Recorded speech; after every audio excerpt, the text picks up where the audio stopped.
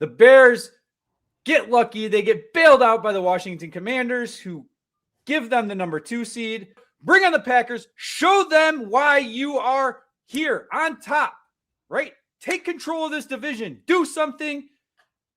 This offense has to play faster than the fourth quarter, though. Faster than the fourth quarter. Yeah, if we're going to show up against the Packers the way we want to, it better damn well be better than this, whatever this was for 3 quarters. That was rough. Welcome into the Halas Huddle. I hope you at least enjoyed your Sunday afternoon despite what the Bears put in front of you. I'm Bob Weiss. We got Rob Schwarz with Bear Goggles on and Justin Onayemi, so welcome. Make sure you hit that like button, comment below how you're feeling about the Bears going into the playoffs, and subscribe if you're not already. The game itself, pretty not what you would have expected.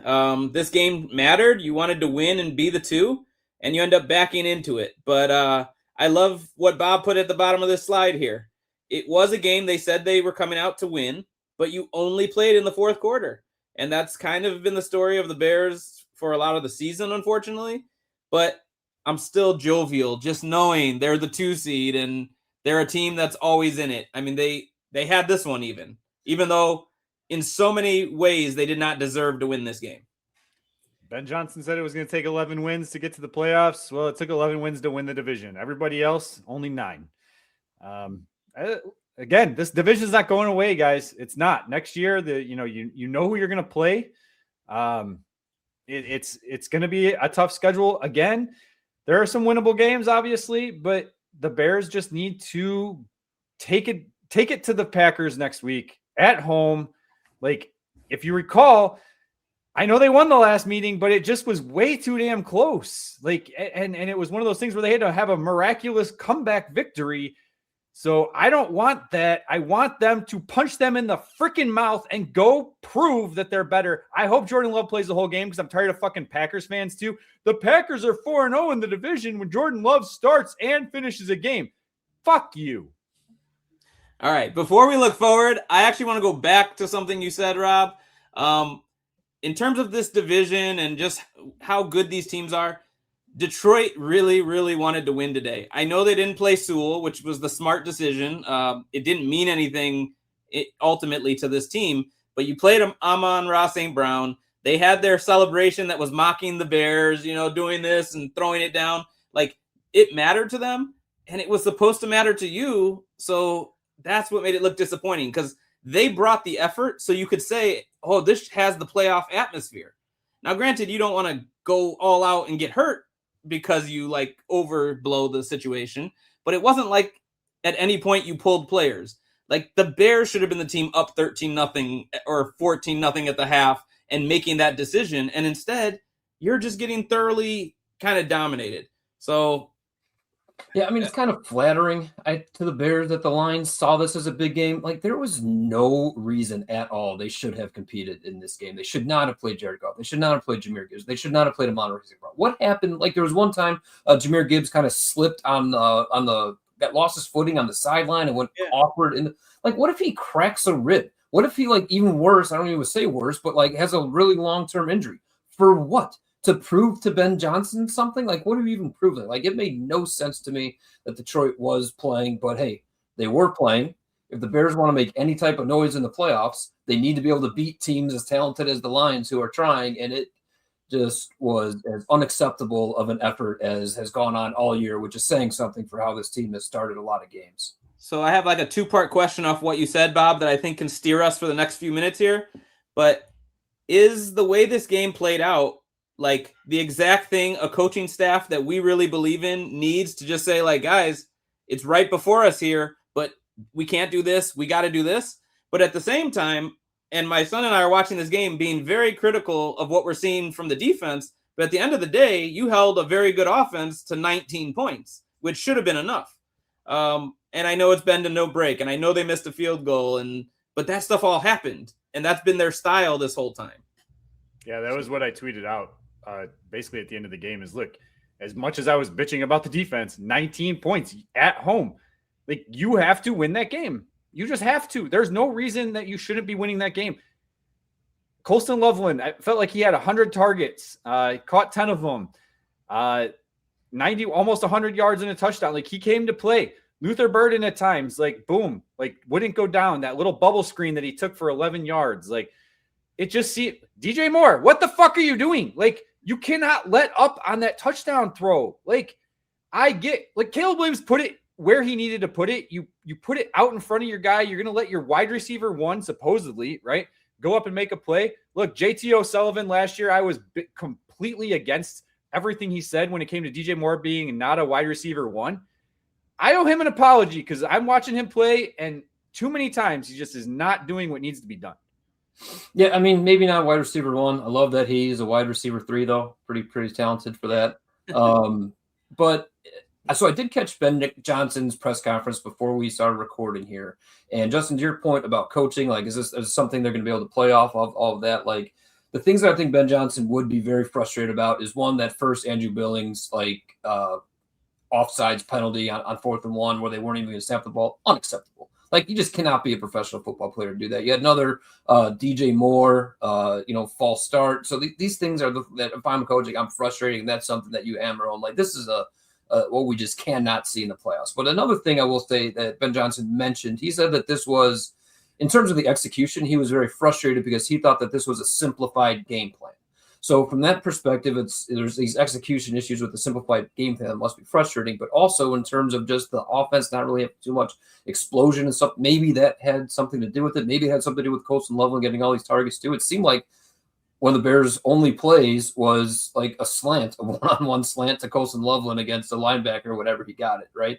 Or even sometimes just against the nickel. So maybe some of the struggles here were due to a simplified game plan. Ben Johnson didn't want to tip his hand at any point, hoping that maybe at some point the Lions actually were going to do the smart thing and pull all their starters. I don't know.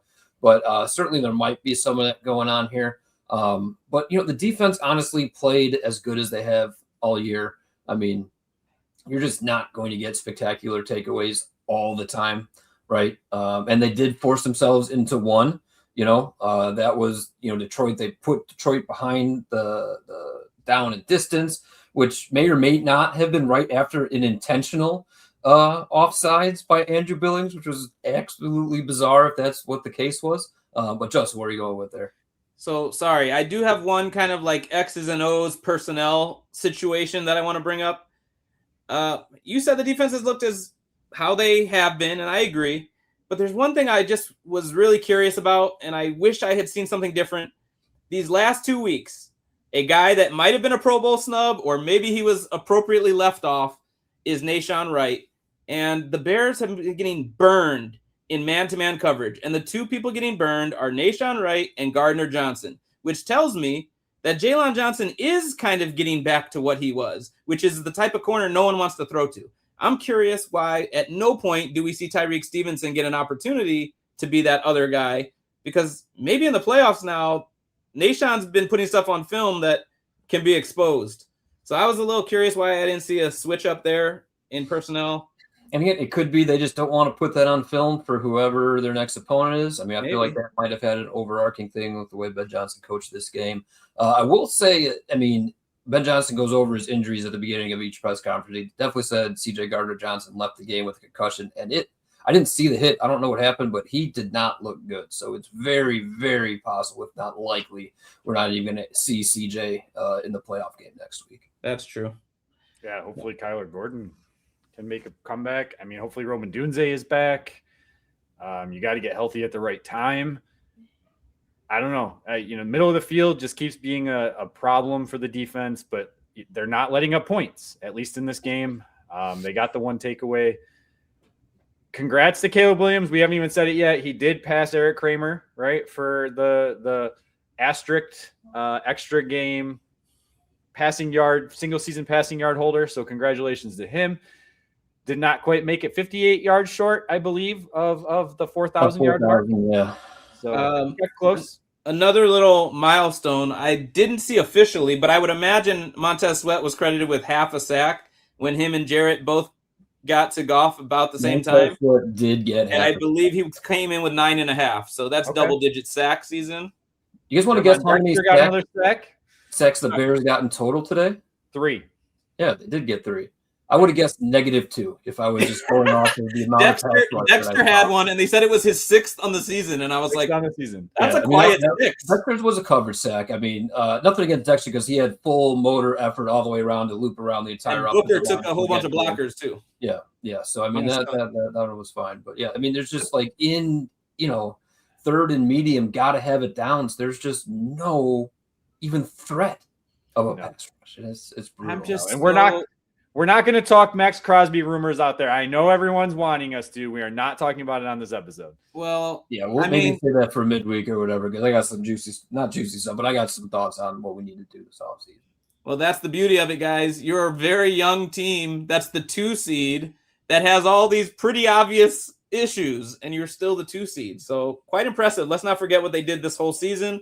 And with that, it brings up part 3 against the Packers. So just want to talk about that briefly? Yeah, I mean, how are we feeling about going into that? I mean, we played twice already, and honestly, I put this out there this week, right, on social media. I think it was yesterday or the day before. Like, look, the Bears can go in and win this game, and I'm going to be the most obnoxious Bears fan on the planet. They could go in and lose this game, and I'm going to understand because they weren't supposed to be where they are right now. They just weren't. Like, I know my expectations changed, and I said, like, look, they are a Super Bowl contender. They are. They are in the playoffs. They look good enough to win games. But if they lose, I'm not going to be like overly heartbroken. This was a fun season, and I just want them to win. I'm going to cheer for them to win. I won't be able to. I will be able to watch them. I will be in Florida. I'll be running my marathon this weekend, so hopefully that goes well and I don't die. I probably have better chance of dying watching the Cardiac Bears than I do running a marathon. Let's put that out there. But yeah, to me, it's like, I'm excited for it. I want it. And if it doesn't go the way that I want it to, I'm going to find excuses to back up everything I've said.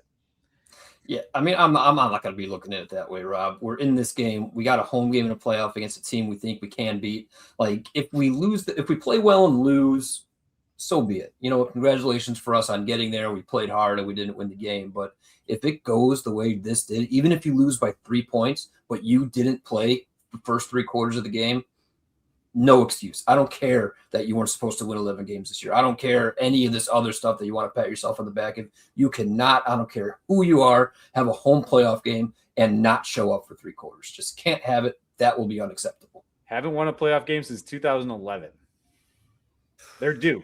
They're due, yeah. But again, I'm not going to After the way Bob just put that down, I don't even know if I want to say what I was just thinking. But Caleb came in 270 yards short of 4,000, and we knew the exact number he needed to go past Kramer. I was already in my head thinking, I wonder what Bears playoff passing records are, because I don't want to spoil it for anyone who's new to the Bears, but the playoff history isn't that great, I imagine.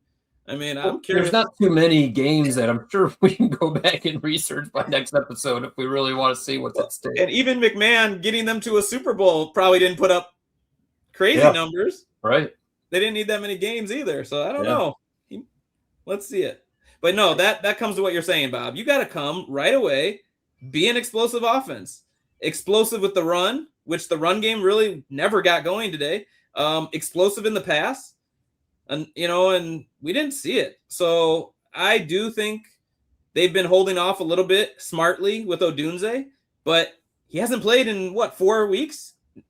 You hope he's just going to come and be healthier than he's been in a while, but you also could see if he's rusty, if he's not up to game speed, that type of stuff. But it's no excuses, like you said. You got to bring your best. So looking forward to it, though.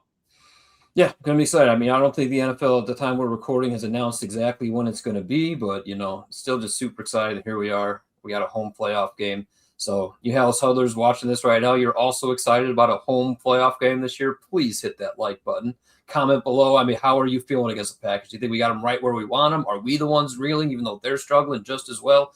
No spoilers. I don't know if we're going to do power rankings this week, but I don't know that the Packers are number 2 in the power rankings this week. I'm just going to throw that out there. I was going to ask Bob earlier when you were talking, is Vegas going to have the Bears as the favorite? I mean, I don't know about that either. I don't know. I think they're already listed as the not as a 2. Whoa, okay. Well, bulletin board, I guess. All right. Can't wait. there will be midweek content as we get ready for the first Bears playoff game in Halas Huddle history. Yeah, if there's anything you want us to try to address in that midweek episode, let us know too. We'll see what we can. We got some thoughts and ideas, but always want to know what you guys want to hear. Hey, we hit that 1,000 mark this year. The Bears made the playoffs. I think everyone should be thanking the Halas Huddle. More people should be subscribing, right? Like, we have pushed this over the edge. Like, this is fantastic. I mean, 1,000 gets us to the playoffs. I mean, what does 2,000 get us? Got to be right to the Super Bowl, right? So let's get there. Tell your friends. Tell grandma. Your grandmas. All right. Good job, guys. I got nothing else. I'm bear down, claws up, guys. I got nothing. Yeah. That's it. Captain Packers always.